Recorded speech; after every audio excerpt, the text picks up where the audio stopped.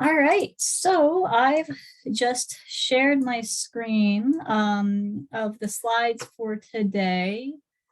If you have any questions along the way, please feel free to pause me and ask them. You can raise your hand and I'll pause and answer your question that way, or you can just put something in the chat really quickly. I'm comfortable with whatever you are most comfortable with. To get started, hi, my name is Nell. I use she, her, hers. I am a white woman with short brown hair. I've got a black headset on, a white shirt with some black stripes, and my background is blurred behind me. Thank you for joining everyone for the volunteer training webinar for the 2021 AAA annual meeting that will be taking place both in Baltimore and online. We are super excited that all of you will be joining us in Baltimore.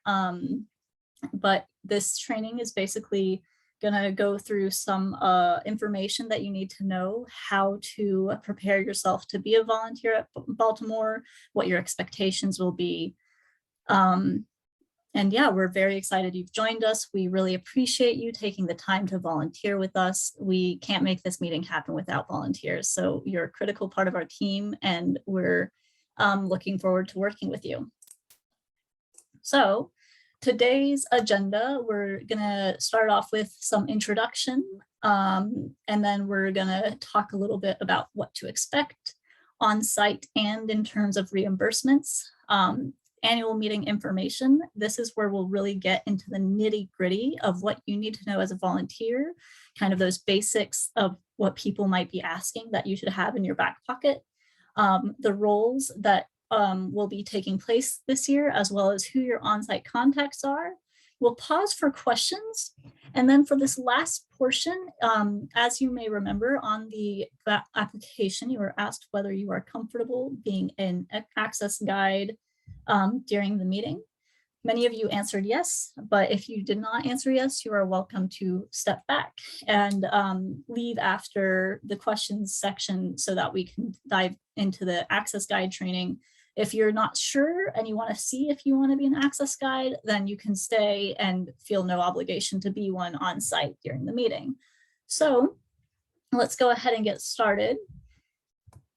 As I said, I am Nell. I use she, her, hers. I adore Disney, Pokemon, animals, especially reptiles and whales. And the reason I share that is to provide a bit of a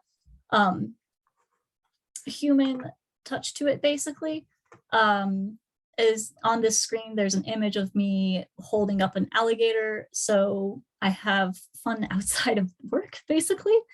But the important thing about all of this is that unfortunately, due to concerns of immunocompromised family members, I won't be on site. I will be available to answer any questions you have via email. I will be happy to share any of your concerns with our staff on site. And you're also welcome to share with me directly feedback from your on-site experience, even though I won't be there. So I'm sorry I won't be there in person, but hopefully it will still be a great experience and you all will have a great time. The individuals who you will be working with on site are two fellow coworkers from AAA, Kathy Redner, who will be the point person on Wednesday. So anyone who has any Wednesday roles, you'll be working with her. And then Ike Eggview, Thursday through Sunday. And what you'll need to do to meet up with them to sign in is go to the AAA registration desk in the Hilton. We'll talk a little bit more about where that is later in the slides. I've got maps and everything ready for you with areas circled so you know what is where and what's most important to keep in mind. If you ever have any questions on site for them, then you'll need to find them both at the registration desk. So if any questions come up, you'll go to them. I will also provide all of you a direct text number to me at the end of the slideshow. So that way, if any questions come up that are urgent and you have a question that you need to get answered that doesn't help with you going to the registration desk, you'll be able to text me. So let's dive into what to expect, both in regards to on-site expectations and in regards to follow-up and reimbursements. So just some simple volunteer expectations. They're pretty standard, but it's always important to reiterate. Punctuality. So if you're running behind, please feel welcome to send me a text directly to say, hey, I'm running behind. I have for my shift at this time with this person at this location. Can you let them know? And then I'll let them know directly what that you're running behind. The second point here is we do ask you to respect your co-volunteers, supervisors, and meeting attendees. We're all really excited to be gathering again for the first time in 2 years for AAA at least. And so just keep in mind, be respectful of everybody, be especially respectful of COVID concerns people have. So if somebody says, I need my distance to stay 6 feet apart from me, respect that. If people feel comfortable high-fiving, handshakes, any of that, feel welcome to do that. There will be directions about that as well at a glance. Please be supportive in your role. So that means if a staff member asks you to do something to help them out with something, please be supportive of that request. So for example, one staff member might say that they need your help with keeping track of how many people are coming into the exhibit hall. Go ahead and do that, even if it's outside of the like explicit written descriptions, simply because there are things that pop up at a meeting that we can't anticipate, and we're still going to need help taking care of that. And then the fourth point here is have a comprehensive knowledge of meeting basics, which we're going to dive into. So really, please take a chance to dive deep into that at a glance that you all received via email today, review it, learn it by heart, to be honest, so that way you're ready to answer questions anyone might have. Some questions might come up that you don't know. That's okay. At that time, you can go to the registration desk, direct people there, or text me directly.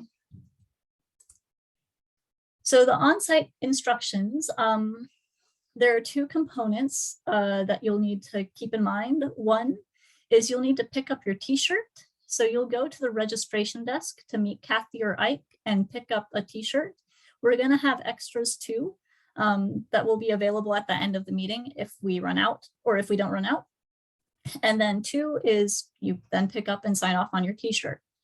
This t-shirt is very important. If you do not have your t-shirt, you cannot complete your volunteer shift. So please make sure to always have that t-shirt with you on your volunteer shift, because if you don't, we won't be able to allow you to complete the shift. Like I said, we're gonna have some extras. So if you forget, you'll be allowed to grab another one, but don't count on that, especially towards the end of the meeting where people might have already taken all of the extras. So just be responsible, make sure to wear your shirt to your shift and you'll be good to go. The reason for this is these are bright yellow t-shirts. And so it's going to be really easy for attendees to highlight, oh, hey, that's a volunteer. I have a question. Can I ask them?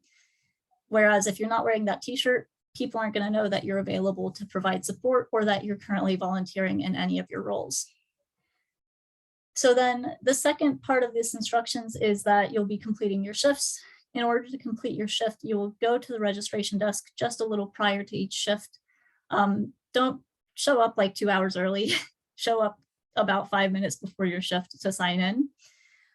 You'll sign into your shift on a piece of paper. It's going to be an alphabetized list of all of volunteers this year. So you'll find your name, you'll sign in for the shift you're signing in for, you'll complete your shift, and you'll return to the registration desk where you'll have Kathy or Ike sign off on the completion of your hours. So I'm going to actually go back to that slide and pause and see if there are any questions so far regarding kind of the on-site expectations in regards to the protocols on site, getting to your shift, wearing your t-shirt, anything like that.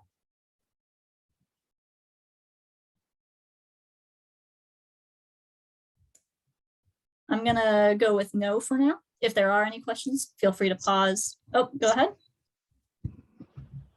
Yeah, yes. Please, I'm Osei. Can you hear me? Yes, I can hear you. Thanks. Hi, Osei. Yeah, okay, thank you. Regarding the t-shirt, I wanted to know if we are allowed to wear it during shift hours, right? Yes. It can be worn after the shift hours. You don't have to wear it outside of shift hours. Yeah, just during the shift hours. Oh, okay. Does that answer your question? Yeah, it does. It does.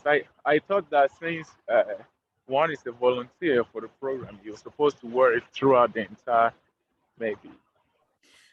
Well, if you want to, feel free to. It's just one of those things that we only need you wearing it during the shift hours specifically. You're welcome to wear it throughout the day. Just be aware that people might ask you for support, answer any questions, anything like that, but you're not expected to.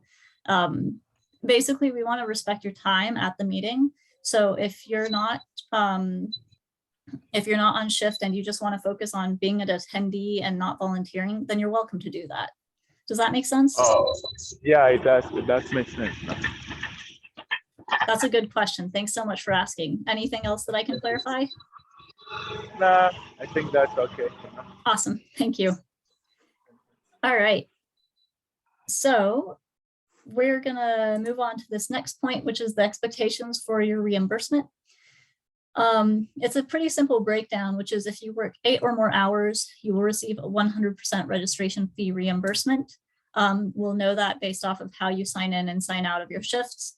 If you work 4 to 7 hours, you will receive a 50% registration reimbursement fee of a 50% registration fee reimbursement. If you work, 6 hours, that's not going to be like, 75%. You're either getting a 100% or a 50% registration fee reimbursement. So if 100% is really important to you, make sure to work 8 hours. You're not expected to work more hours than 8 hours.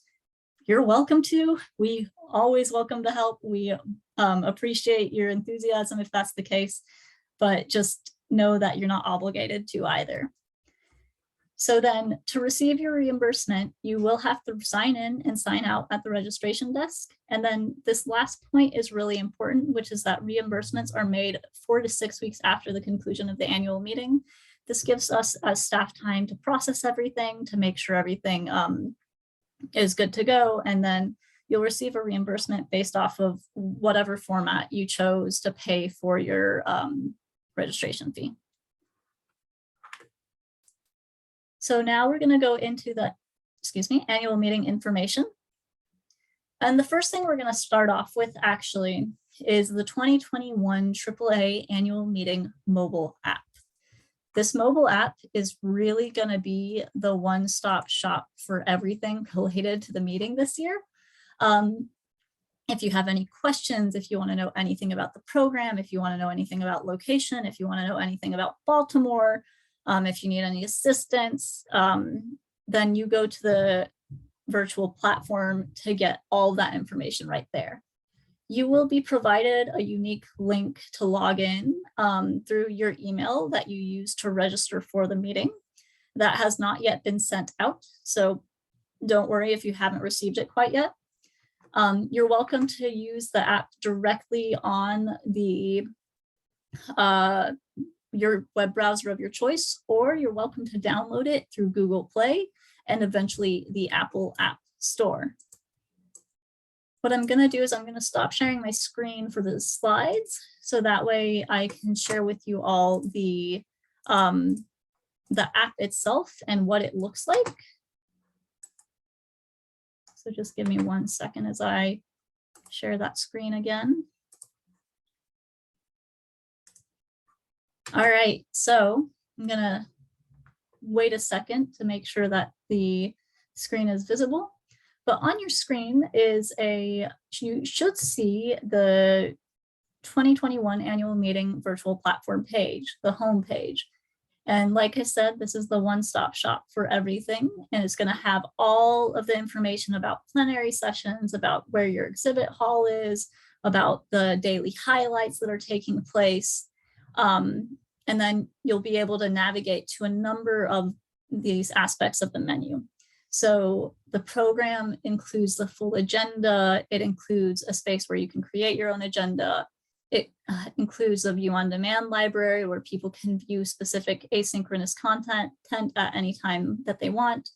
And then it outlines questions in such a way that you can look at, or not questions, sessions in such a way that you can see if what is in person, what's going to be live streamed to the platform, what's in virtual platform only, and so forth. Oh, thanks, Samira. You're still seeing the previous slide. Huh. Is that still accurate? I got, yeah, I'm just like not so did you change it to the app page? I did, and I can tell that my Zoom has frozen, which is very frustrating. Gabby, do you have any suggestions for what I can do? I'm still host, so if you wanted to leave and come back, I can let you back in and we could try it again. Okay, yeah, I apologize for that technical difficulty. Oh, it sees people, wait, we're getting some action that people can see the app page. Samira, is that? I can see the app page. I can Page too. highlights. Okay. Well, thank you for confirming that. It may be possible. Zoom has been having a number of issues like this where people's Zooms get frozen. So please, thank you, Samira, for noting that. And everyone feel free to keep noting that if something feels off, because I want to make sure that what is being shared is accurate.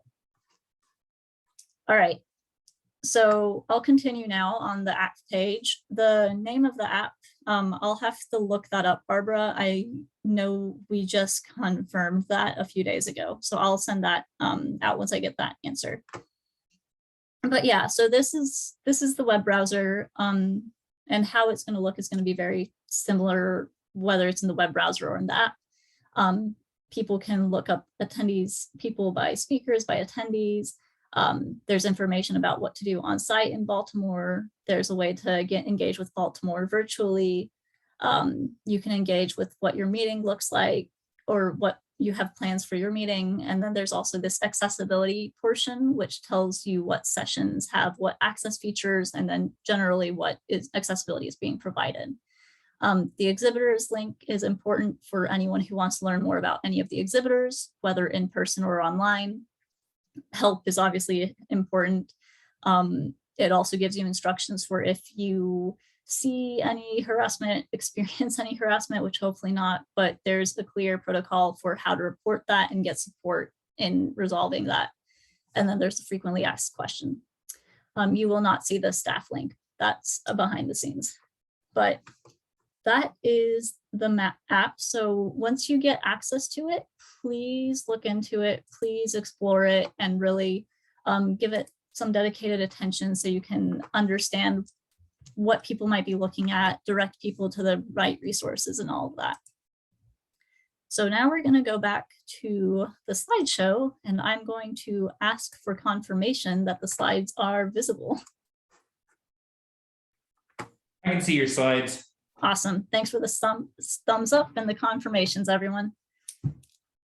So just the slide here is also just providing some important highlights of what's in the app, right? So information about all sessions are under the program link. It breaks down the sessions by type. So whether they're asynchronous for the view on demand library, whether they're in-person sessions, whether they're live virtual sessions or live streamed from Baltimore, which means both in-person attendees and virtual attendees can look at it. You're able to basically look at it through that breakdown. You can also set up your own agenda under My Agenda, and then I'm again emphasizing where the access features are under accessibility, because people might ask you if CART is provided, if so, where, or what sessions are including AI captioning instead of CART, or if anybody's asking about ASL. So this slide is now going to talk a bit about hotels in the block, because when you're on site, you might have attendees who ask you, what, how far is this hotel, or I'm planning on going here.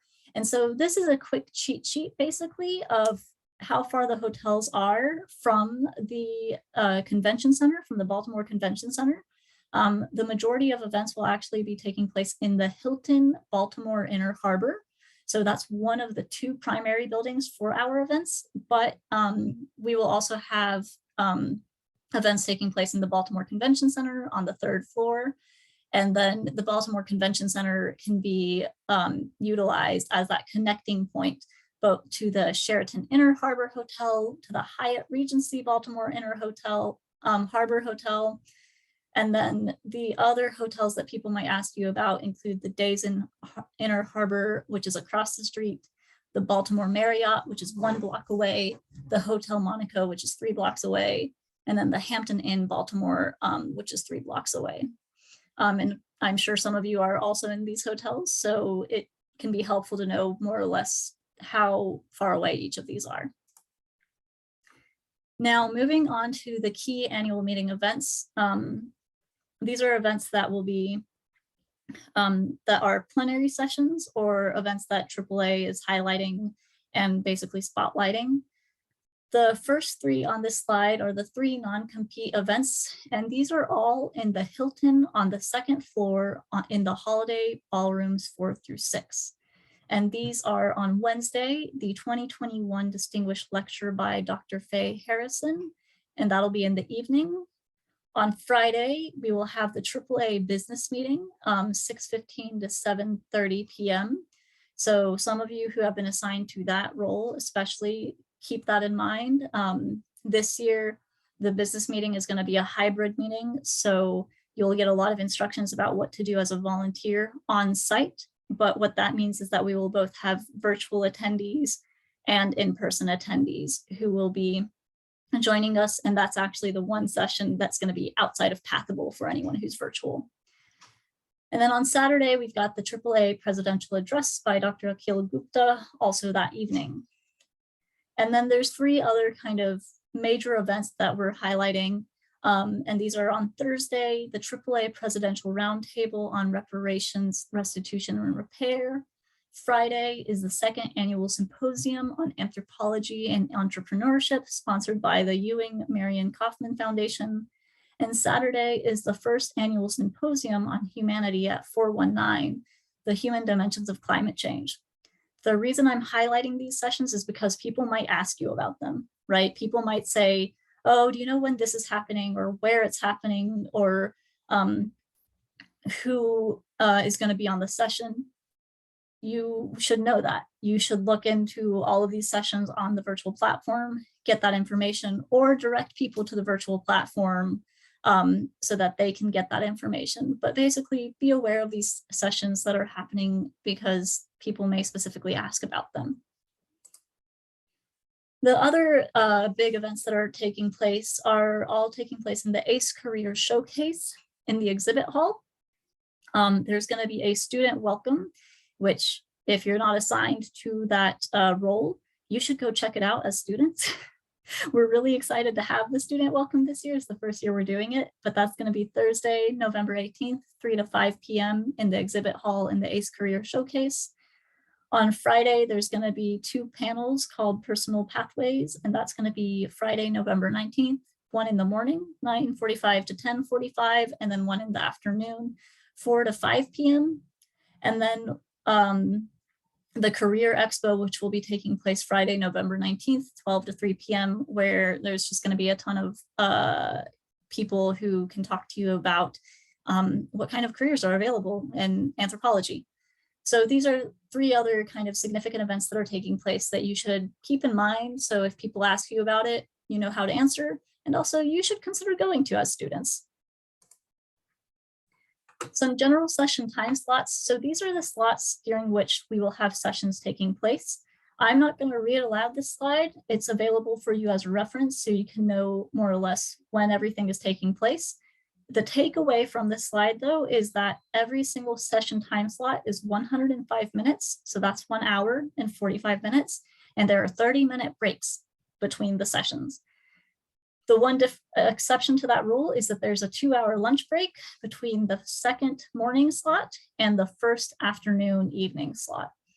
So just keep these in mind. You might, for example, if you're a SkyBridge guide, might notice that you're getting more activity in between sessions as people are changing between sessions, right? So this can also help you get a sense of what to expect as a volunteer when you're on site for, oh, there might be some downtimes during the sessions as people are in session, or, oh, this is why it's picking up, sessions are changing right now. All right, on to the maps. The next few slides are reference points for you all to have access to. These maps are also available in the at a glance. I'm not going to talk a lot about the first floor map. There's going to be sessions taking place in the Hilton first floor, but there's nothing specifically highlighted there that you need to be aware of. The second floor map of the Hilton Hotel, this is where it's at. There's a lot of things happening here. So for one, let's start with the registration area that will be taking place in the east foyer and the south foyer of the Hilton Hotel. Whenever we say go to registration, go to the registration desk, this area on the south foyer on the bottom of the map is where you're going to be going and where you might be guiding a lot of people to go to. When people are asking you about the exhibit hall, it's this area where the exhibit hall is going to be located, and then ACE showcases within the exhibit hall. And then plenary sessions, so those main events that I was telling you all about, the presidential address, the distinguished lecture, and the business meeting are taking place in the holiday ballrooms across the one skywalk between the two buildings of the Hilton Hotel. And I'm just showing, that skywalk is kind of to the top of this image. What I have also circled here is that there's a prayer room in Armistead and then a quiet room. So the prayer room is available for anyone who needs a space to go pray. And then the quiet room is available for anybody who needs to just get away from any of the hecticness of the meeting, basically, and they just need some space for themselves. On the right side of this map, there is an arrow pointing to the convention center, because basically when you go to this area, this is what takes you across the skywalk to take you to the convention center. So, sorry, I just skipped the third floor map. The third floor map has, again, a few more rooms in which events will be taking place. And then the Baltimore Convention Center is where a number of our sessions are taking place. Note, and this is really important, the only sessions or the only part of the Baltimore Convention Center that we're using this year is the third floor and this side of the third floor. Do not stop, do not pass go, all of that fun stuff to go to any other floor of the convention center, because you won't find anything of AAA's there. So this is where everything's going to be taking place. There is a nursing room right outside of room 341, if anybody is asking about that. So where the skywalk is right over here. And so that skywalk is the way to go between the Hilton and the Baltimore Convention Center. That skywalk, this location is going to be really important for anybody who is a skywalk bridge guide, because it's not a matter of connecting people between the two Hilton buildings, it's actually connecting people between the Hilton and the Baltimore Convention Center. So let's talk a bit about, actually, I'm going to pause and see if there's any questions for this first section regarding these details. I know it's a lot of nitty-gritty information, but are there any questions that seem to come to mind that are really important that you would like to address now? Jonas? Yeah, I've got it. I haven't sort of looked to see what my schedule will look like, but I'm imagining there's probably some in-person and some virtual sessions that I'd be interested in going to. Okay, yeah. No? So I guess what I'm wondering is there a place where we're telling people to go if they want to join a virtual session? Like if they're, or do they need to go back to like wherever they came from and then come back to the conference, I guess? Yeah, no, that's a really good question. At this time, we don't necessarily have any rooms designated for that. That doesn't mean that's not going to happen. We're finalizing a few last moving pieces, but the answer really at this time is that, encourage people to go back to their hotel rooms, that people can watch it in the quiet room so long as they have very well isolated, insulated headsets, whatever, so it's not making the quiet room loud.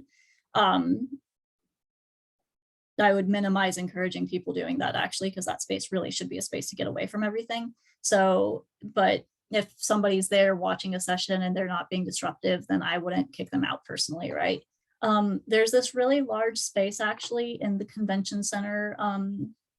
It's this 2 lobby spaces. It's outside of a Starbucks that may be closed at the time actually, where people can just chill and hang out and just use that space too. So there's going to be a lot of open spaces where people can just sit down and watch things as well within the convention center, within the Hilton, or otherwise you encourage people to go back there, their hotel. It's really up to everyone based off of that, but there's a lot of options to choose from. Gotcha. Makes sense. Thank you. Absolutely. Susanna, go ahead. Let me put my hand down so I don't forget.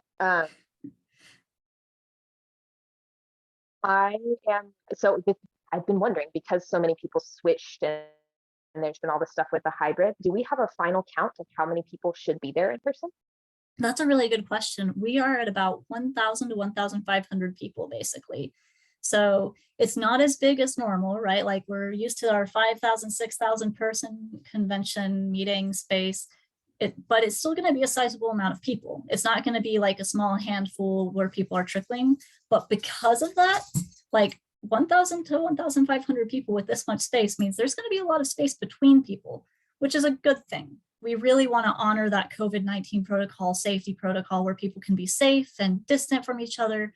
So there's going to be a lot of space. There's going to be less people than normal. The seating of the rooms are going to be spaced out in such a way that people are spread apart. But that's a really good question, and thank you for asking it. Does that clarify that?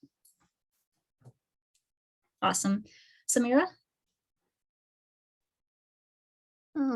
Hey, so my question is related to what Jonas asked, because I'm worried about people having to present virtually when they're like in the conference in person, because maybe one of their panels is in person and another one hybrid. And in that case, they cannot just like quietly listen, right? They also need to present. Yeah. I think like, and people might stay in a place like far from the convention center. So I don't think it has to be solved in this meeting, but just to like put it out there that there might be issues with presenters finding a place where they can present from and not get disrupted or like disrupt others. Yeah, no, thank you for sharing that. I'll bring that to the attention of our team. It's a really good point. It's a really important thing. I don't have an answer for you, but I'm glad that you have shared that because it's an important concern. And you're right, there's going to be a lot of people switching between the 2 spaces. All right, any other questions?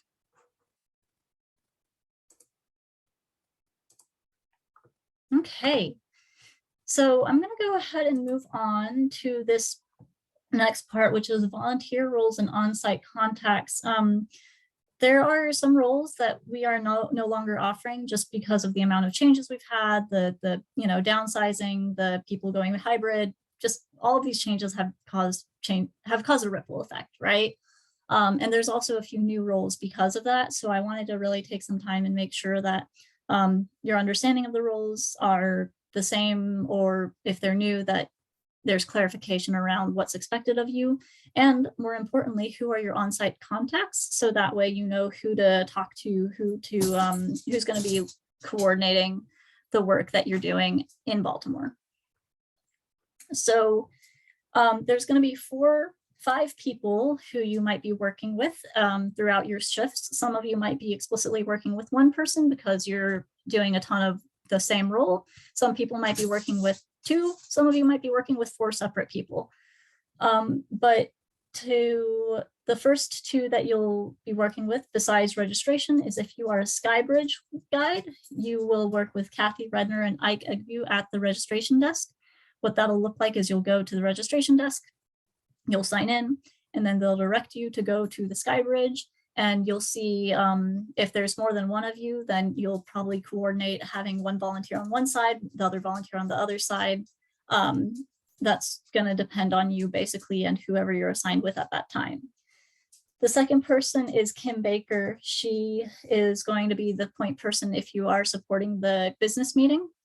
There is then Daniel Ginsberg, and they do the Career Journeys panel support and the Napa AAA Career Expo support. And then there's Liz Myers, who is going to be in charge of anyone working the meeting exhibit hall, as well as anyone working the student welcome.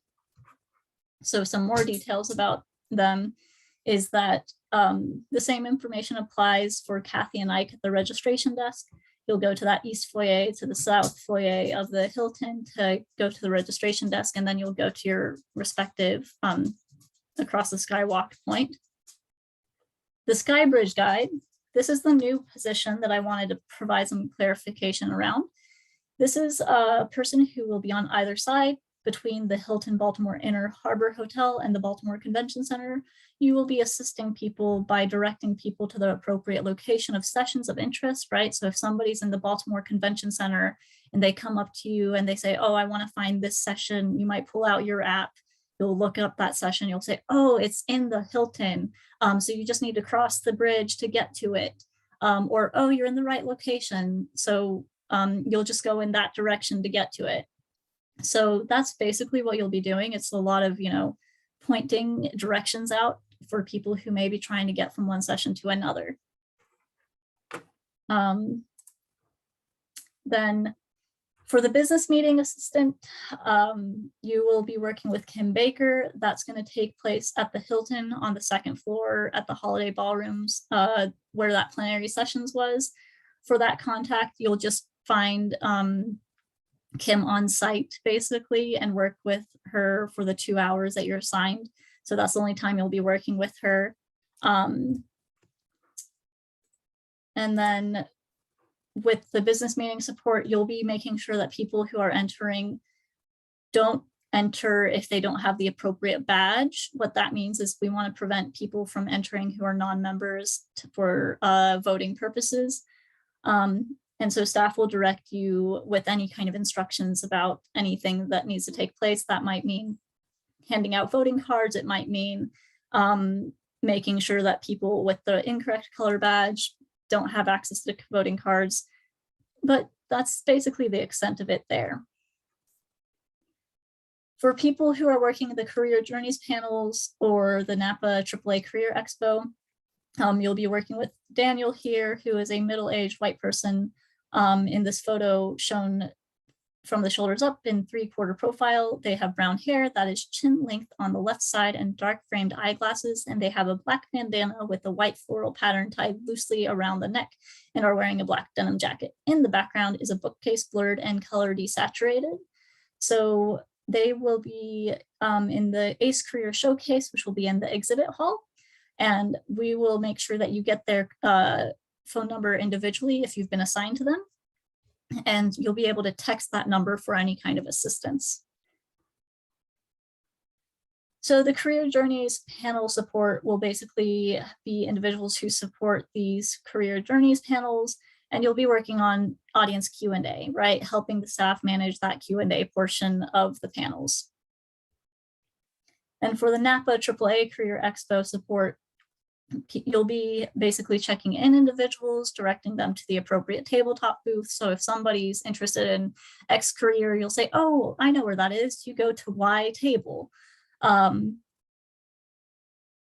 so basically, this is not an interview session. You're really trying to help people get more information about what positions are available in practicing in applied positions outside of academia and anthropology.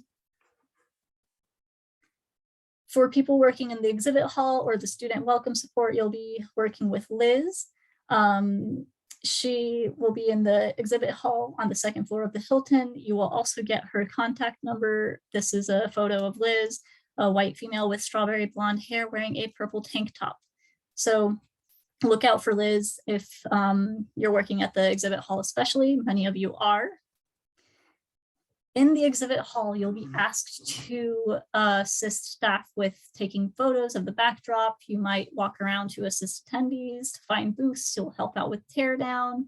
You will also, for example, maybe sit at some of the booths to give some of the booth exhibitors a chance for a break. Liz will guide you to what you'll be doing. And if you have any kind of like access needs or anything, please feel free to be open with any of these contacts about your access needs to say, I can't lift this box. I'm sorry, can somebody else help me out with that? Because they want to support what you're able to do or what you're not able to do. So don't hesitate to ask any of them if you're not able to do something. And then this role, the student welcome conversation starter, is that basically you'll be at the student welcome and you're going to be the icebreaker. You're going to help people get comfortable and ask questions to get a conversation going at that time in the student welcome. And then for the second part of the student welcome is the AnthroFeud assistant. And so somebody will basically be helping out with answering questions or assigning teams, checking answers, delivering prizes, and passing the microphone during the student welcome if this is the role you were assigned. So I'll pause again and see if there are any further questions based off of that section of the slideshow.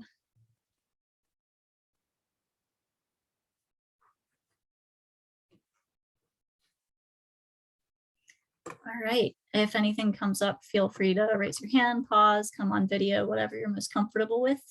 At this time though, oh, yep, here are a few final reminders for every single volunteer, which is to please review the at a glance, become knowledgeable about all meeting information. As you're walking around the meeting, you're the person that people might turn to for a lot of these questions. So you should really be knowledgeable about it, really know to say, oh yeah, so this is happening here, or oh yeah, you can find this resource here, or if you have any questions, go to the registration desk. Please become very well acquainted with the COVID-19 protocols. This means, yes, you need to wear a mask over your nose the entire time, unless you're actively drinking or eating. Please honor people's choices for distance. Everyone will have the option to put on a ribbon on their badges, which say, stay 6 feet away from me. You can do elbow bumps with me, or I'm okay with handshakes and high fives and things like that. Everyone has been vaccinated at the meeting. You should have submitted your vaccine card at this time already. And if you haven't been validated, that's okay. Our team is going through those on a regular basis to validate them. But make sure that you've submitted that, because otherwise you won't be allowed into the meeting. In addition to that, you'll have to do a daily attestation confirming that you don't have COVID-19 symptoms and get a color for that day. Every attendee will need a colored sticker as they enter the meeting each day. So if people ask you, oh, what color do I need for the sticker today? You'll direct them, you'll know the answer by looking at the at a glance. You'll direct them to the at a glance, or you'll direct them to the registration desk. Some people might ask, I didn't upload. Some people will want to know how to get their vaccine validated without uploading it. And so you'll direct them to the registration desk where the staff will validate them. Jonas, that is a great question. Will we get a printout version of the at a glance when we check in? There should be printed versions available, so we can make sure that those are available for volunteers as well. So good question. Regardless, still try to review that beforehand and have it available on your phone with you if you do have access to a phone. Next point, again, be available to answer questions and support attendees throughout the meeting. As I've been emphasizing, attendees will ask you questions. And so we want you to be prepared. We want you to feel prepared to answer these questions. The next question, your mobile phone does not allow you to receive or send media. Yes, you can update that vaccine info into a computer through the browser. You would then need to complete the attestation through the registration desk every single day instead of a mobile app, basically. But because we wouldn't have access to that phone number. But the way you can find that link for the upload is to go to our COVID-19 page on annualmeeting.americananthro.org, and you will see option B. and option B will take you directly to the link where you can upload it through the computer. Does that help, Chris?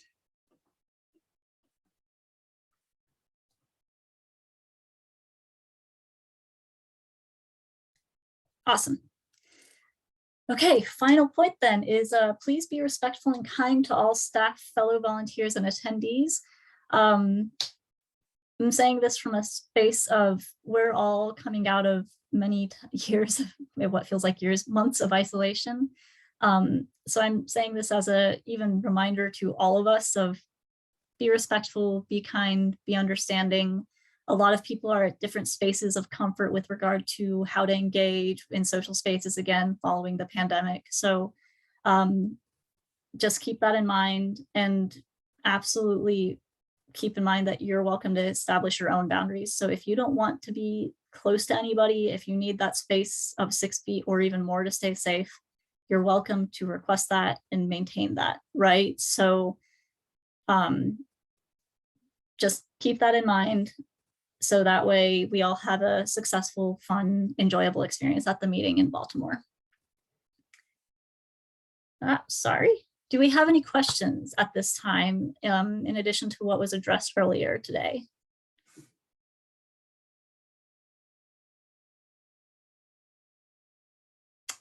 And if there are no questions, that's okay. You're still welcome to email me and ask them afterwards too. This is not the end of a possibility for questions. If you don't have any questions, then what I would like to do is switch over to the second point of the training, which is specific to access guides. So if you said that, yes, you will be an access guide, maybe you're not sure you want to figure it out, then please stick around so that we can complete this training so you can get a sense of what the expectations are, how to be prepared as an access guide. If you're not interested in this portion, then you are welcome to go ahead and log off. Thank you so much for your time today in reviewing this training, for being a volunteer in general. We, again, super appreciate your help. We need as many volunteers as possible to make this a success. And so we're really grateful to each of you for joining us to be a part of this fantastic process. But with that, without further ado, I'll move on to the access guide training. Sorry, my mouse is finicky today. So this is just a slide ensuring this reminder of like why we are providing access guides, the commitment we have for access at AAA, and that is that we go beyond the Americans with Disabilities Act. We try to create a space that is accessible for as many people as possible, and it's not tied to legal compliance, but it's actually creating this accessible cultural norm of collective access and shared spaces that as many people as possible can share comfortably. And that can include people who are disabled, deaf, blind, autistic, neurodivergent, mentally ill, chronically ill, people who are otherwise disability adjacent community members. We want them to comfortably and meaningfully attend AAA events. And the reason this is so important for all of you as volunteers is because you'll be the face of AAA as volunteers, and we want you to support this space of collective access and supporting our members who have any kind of access needs. So just a quick definition of what accessibility is. It is the commitment to the environment being initially designed in such a way that the greatest amount of people can participate without additionally changing the space to meet individual needs. That doesn't mean that we don't have accommodation requests, that we won't honor accommodation requests. So if you have an accommodation request or an access need, you're always welcome to reach out about that. If members on site or attendees on site have a new access need or an accommodation request, then you will direct them to the registration desk where they will connect with one of our staff, Alana, and she will help them out with that or connect them to me directly. So the access guides for this year and every year are basically present to provide assistance to disabled annual meeting attendees or attendees with various access needs. Anyone of you as a volunteer in any one of your roles upon the completion of this training can supplementally be an access guide in addition to their other role. So that means once we finish this and you feel comfortable doing so, you will be able to be an access guide. You'll have a giant blue button that says Access Guide. People will know to reach out to you. And you will be able to provide that support in addition to the other things that you might be doing in your role. So the next few slides are a lot of text. The reason for that is because I'm diving into the nitty gritty. These are also intentionally provided as slides for you to return to and to review, right? So these slides are a resource, and that includes the Access Guide training. And so just make sure to review this information so that you feel comfortable as an Access Guide at the meeting. Access Guides are available to attendees upon request. What that means is that an attendee would come up to you and you're wearing your Access Guide button, and they will ask you for support. So you as an Access Guide may ask if an attendee needs any kind of additional support, and then only provide that assistance if the attendee confirms that assistance is wanted. For an example, I am a part-time cane user, a part-time wheelchair user, have difficulty standing and walking for long periods of times. And so if I'm at the meeting with my cane and I'm at a reception holding a plate and trying to find food, then an Access Guide, an appropriate moment would be an Access Guide coming up to me as a cane user who has both hands full and says, would you like some assistance with getting a cup of water or something like that? Or would you like any assistance? I, as the attendee, would say, yes, I would appreciate that. Thank you so much. And then you would assist that attendee in that way. And so then the flip side of that is don't insist on providing assistance if an attendee declines your support. The flip side is I have my cane, I'm not holding anything, or I am holding something, and somebody comes up to me and says, I would like to assist you. And I say, no, thank you. Don't say, are you sure? Are you sure? I would love to provide you assistance. Just drop it, let the person walk away and do what they want with their lives. You have done your due diligence of providing that support, that offer of support. And if they take you up, that's great. And if they don't, you respect their time and space, and they go take care of things the way they want to. So then keep that in mind, as well as don't interrupt attendees to provide assistance without their request or permission. What that means is if, for example, you see somebody opening a door, you perceive them as struggling with the door, don't open the door without asking them, would you like me to open the door? The reason for that is to make sure that the attendee is not having their motion interrupted in the middle of that motion, right? Just like you might not want to have somebody take a box away from you without asking. It's the same kind of principle where you just really want to make sure that you're actually providing support instead of creating a new barrier or creating a new difficulty. So that's 3 different layers of how to provide support as an Access Guide, which is make sure, offer that support. And if they want it, provide that support. If they don't want it, respect that and move on. And don't randomly do something without permission or without request for that attendee. Like, don't take a plate for somebody without asking, do you want me to take that from you? And those are really specific examples, but they apply to a lot of different spaces. So just try to apply those principles in each of those different kinds of experiences you might have. So the second part of Access Guide etiquette is that some attendees, particularly blind or low vision individuals, may request to hold on to an Access Guide's arm while being led from one location to another location.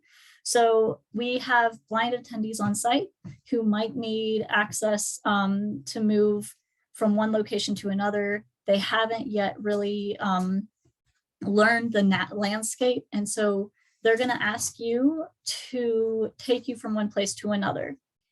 So you would hold out your arm and guide that person's hand to hold onto your arm after getting permission from them. And then you would guide them with them walking beside you, right? It's not a guarantee that you will have to guide any blind or low vision attendees around the convention center, but it might be possible. And if that's the case, we want you to be alert of how to do that appropriately and respectfully.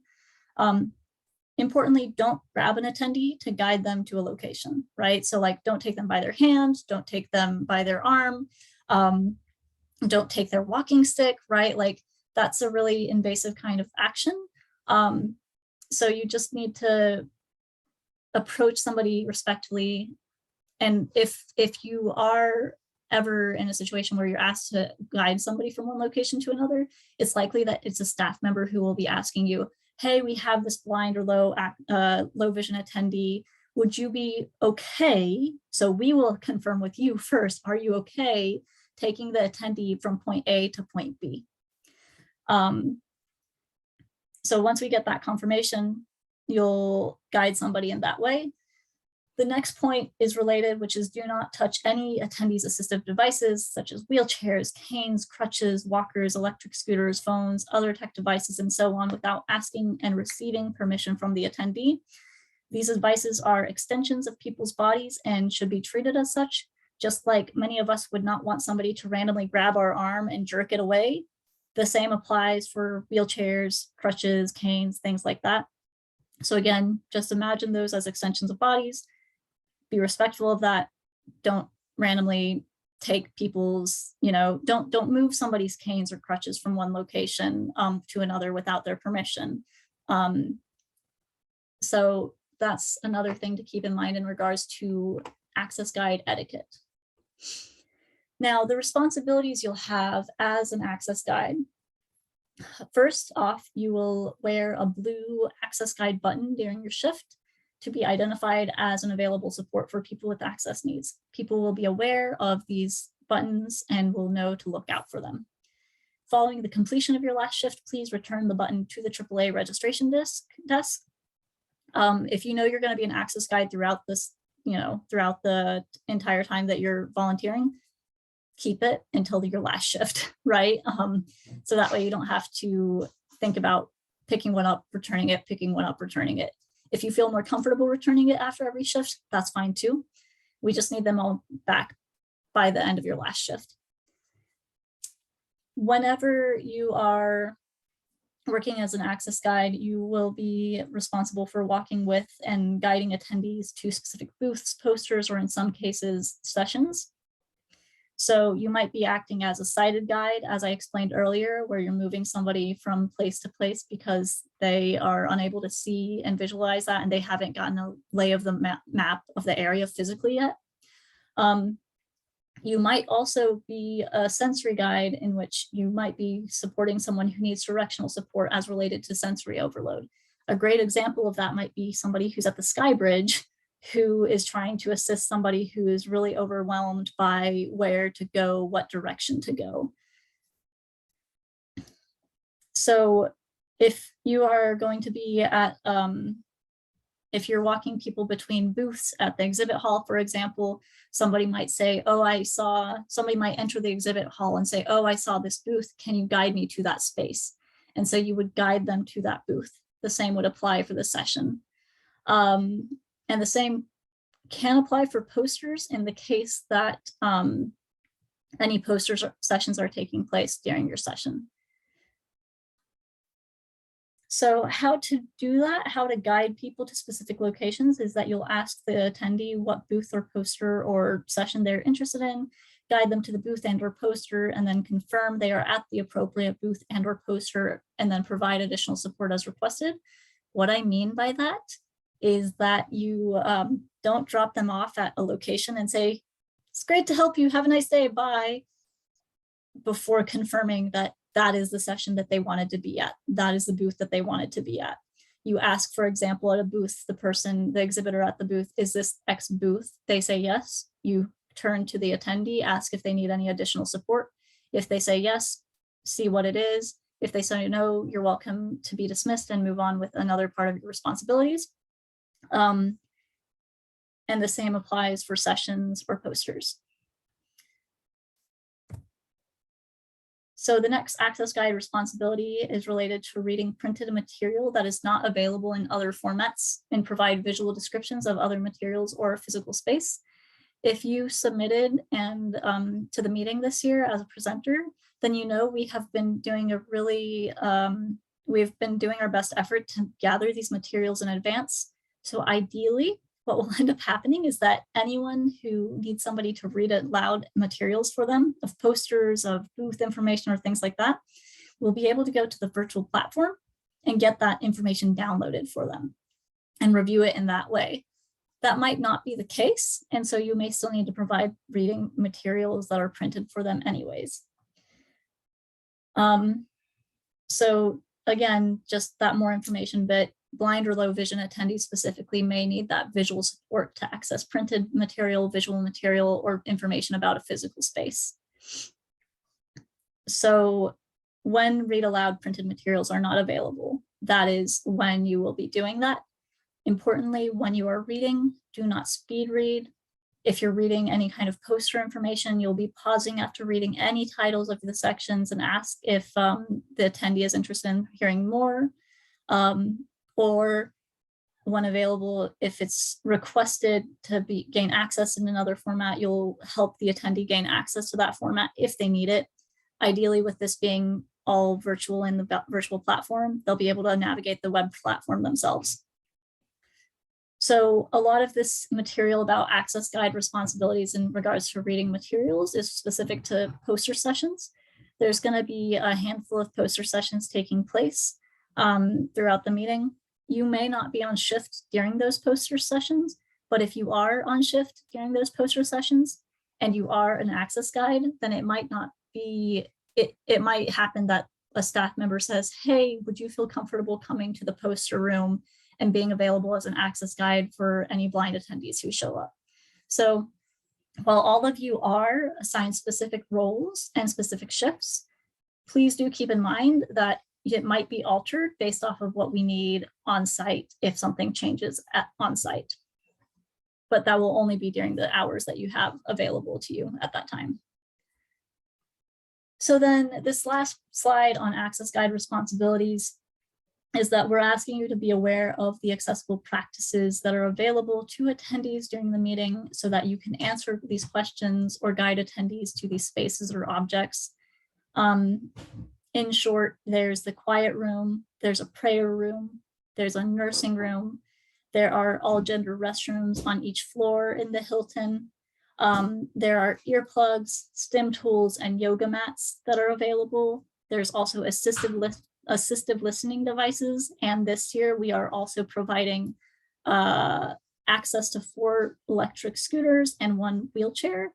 So if an attendee is asking about a mobility device to get them from location to location, then you can direct them to the registration desk where they can check out that mobility device to help them navigate the meeting.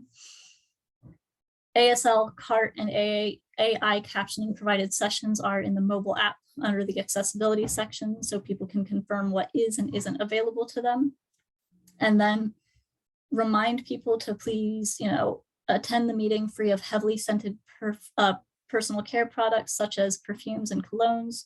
This is to help keep the environment accessible to anyone who has any kind of chemical or environmental sensitivities to heavy scents, basically.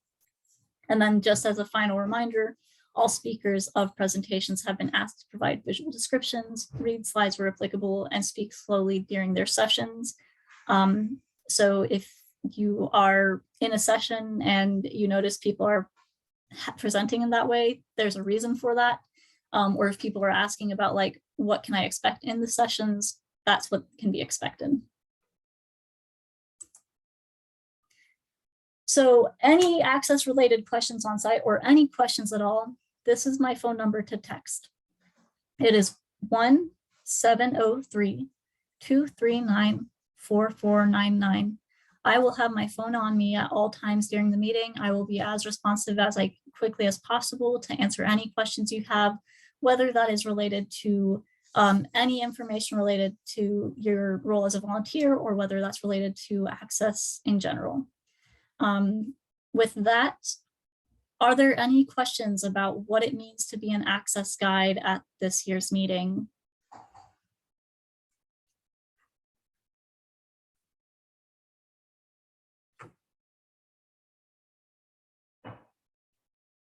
All right, are there any questions in general about being a volunteer at this year's meeting?